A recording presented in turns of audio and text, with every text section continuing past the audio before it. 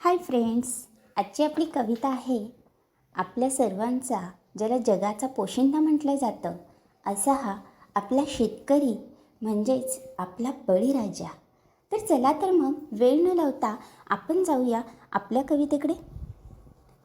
मी राजा बळीराजा कसा राबतो शेतामध्ये, घाम गाळीतो कष्ट करून रानामध्ये. मी राजा बळीराजा राबतो शेतामध्ये, सावकार जगू देईना मला, सावकार जगून देईना मला. शेती पिकून डोळ्याला पाणी, कर्ज डोंगरा एवढं डोई, व्याज झोपही येऊ देईना. मी राजा बळीराजा राबतो शेतामध्ये, पिकं पिकलंय सोन्यावाणी, शेती किंमत केली शून्यवाणी.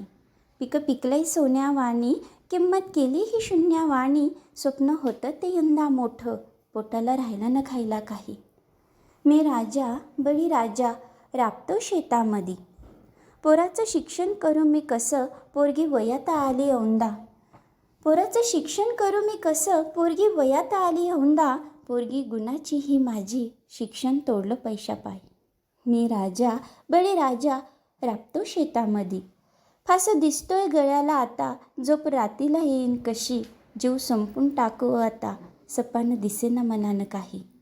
मी राजा बळीराजा राबतो शेतामध्ये, कर्जात बुडलो मी आता, अंधार डोळ्यापुढे सारा. माफ करा माझ्या लेकरांनो, माझं आयुष्य संपलंय आता.